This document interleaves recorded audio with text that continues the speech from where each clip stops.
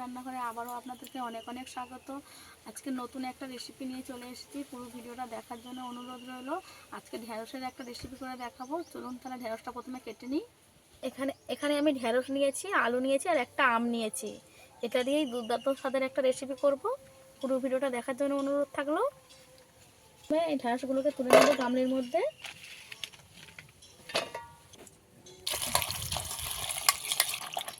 ঢেঁড়সটাকে ভালো করে গোটা অবস্থায় ধুয়ে নেব। এই ঢেঁড়স গোটা অবস্থায় ধুয়ে নিলে ভালো। ঢেঁড়সগুলো কেটে নেব। ঢেঁড়সগুলো একদম কচি, দুদিকে কেটে শুধু 2 পিস করে নেব। আগা আর গোড়া একটু করে ফেলে দেব, দিয়ে এইভাবে কেটে নেব।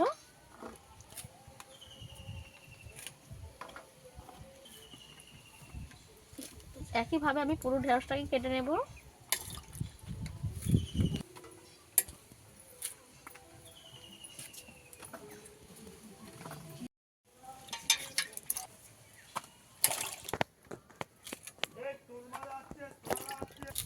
এই ঢেঁড়স দুটো ছোট, তাই গোটা কেটে নেব।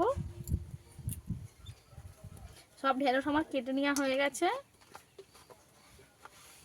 কেটে নেব এবারে।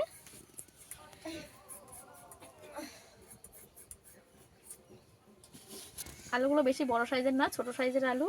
এই আলুটাকে 4 পিস করে দেব। এরকম 4 পিস করে নিয়েছি।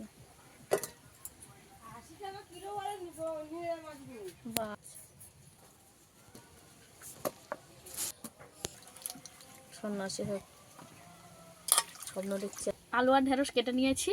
আমি আমটা কেটে নেব। এরকম বড় সাইজের একটা আম নিয়ে নিয়েছি।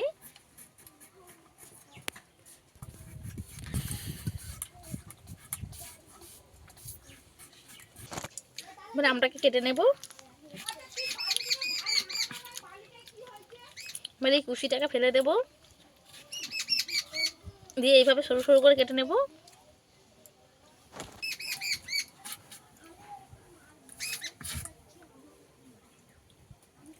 আমটা কেটে নিয়েছি, রেখে দেব। নিয়ে চলে এসেছি, এবার উনুনটা ধরিয়ে নেব। একটু কারি করে হয়ে গেছে, তেলও দিয়ে দিয়েছি। আর ঢেঁড়সটা দিয়ে দেব।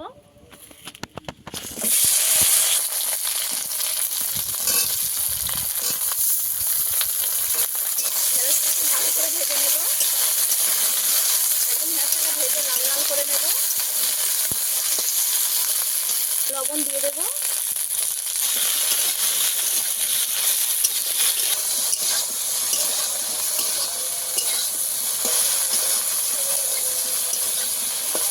হলুদ গুঁড়ো দিয়ে দেবো। হলুদ দিয়ে ভালো করে নেড়ে নেব একটু। ঢেঁড়সগুলোকে আমি একদম ভালো করে ভেজে নেব। যেগুলো আছে ওইগুলোকে একটু এরকম খুন্তি দিয়ে এরকম করলেই উঠে যাবে। একদম ঢেঁড়সে তো আটা বাড়াই সে সবাই জানে। এই আটাটাকে ভালো করে এরকম করে ভেজে নিতে হবে। আর খুন্তি দিয়ে এরকম চা দিলেই উঠে যাবে। একদম ভালো করে ঢেঁড়সগুলোকে আমি ভেজে নেব। ঢেঁড়স আমার ভালো করে ভাজা হয়ে গেছে, তুলে নেব এবার। ঢেঁড়স আমি এইভাবে ভেজে নিয়েছি, একদম ভালো করে ভাজা।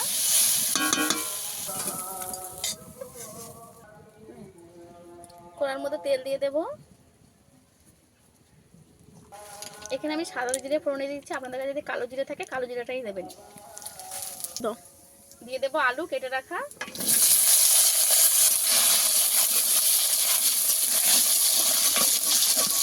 দিয়ে দেব।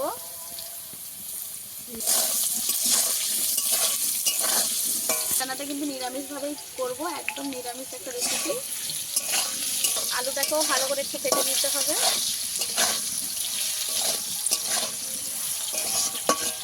আদা বেটে রাখা আদা দিয়ে দেব। এখানে শুধু আমি আদা বাটা দিয়েছি।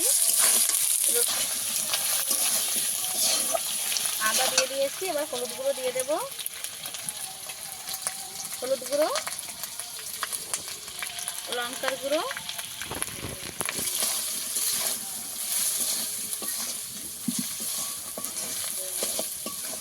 মশলা দিয়ে জল দিয়ে দেবো, একটু অল্প একটু জল দিয়ে দিলাম।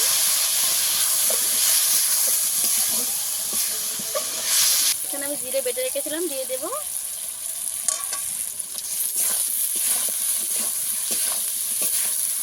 দিয়ে সমস্ত মশলা একটু ভালো করে কষিয়ে নেব। আমি একটু জল দিয়েছি।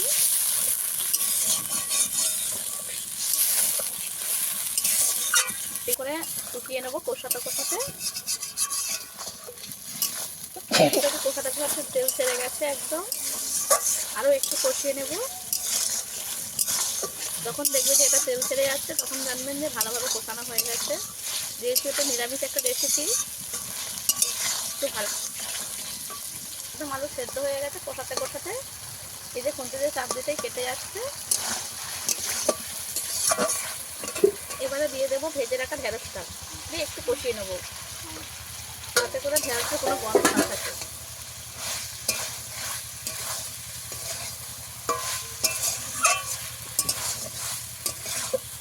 সব কিছু সেদ্ধ হয়েছে, যতটা ধরে রাখবেন ততটাই জল দেবেন।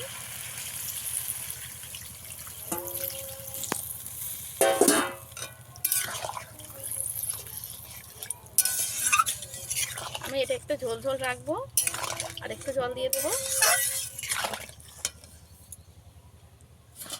সর্ষে বেটে নিয়েছি, এই সর্ষের মধ্যে জল দিয়ে জলটা দিয়ে দেবো।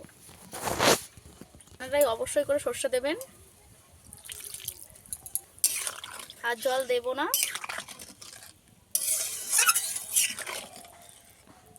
ভালোভাবে জাল দিয়ে এটাকে ফুটিয়ে নিতে হবে। সর্ষে দেওয়ার পরে এরকম কালার একটা এসেছে। এই রান্নাটায় কিন্তু অবশ্যই করে সর্ষে দেবেন। ঝোল ভালোভাবে ফুটে গেছে, আর সব কিছু যেহেতু আমি একটু বেশি করে সিদ্ধ করে নিয়েছিলাম, এই তো আলুটাও সিদ্ধ হয়ে গেছে। এবার এই পর্যায়ে দিয়ে দিতে হবে আম, কিন্তু আলু সেদ্ধ হয়ে গেলে তবেই আমটা দেবেন, নইলে আলু সেদ্ধ হবে না। কয়েক টুকরো আম দিয়ে দিচ্ছি। এই আমটা ঝোলের মধ্যে দিয়ে কিছুক্ষণ ফুটিয়ে নেবেন।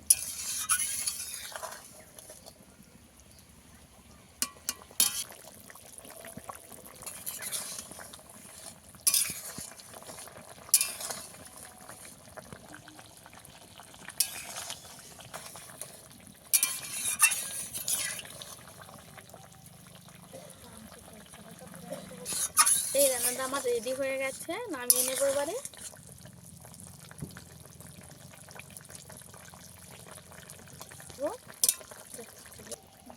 বলো। হ্যাঁ,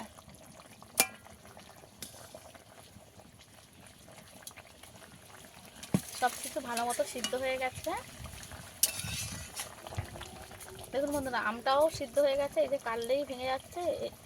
আম কিন্তু কেটে দিলে হবে না, আমের গোটা গোটা থাকবে।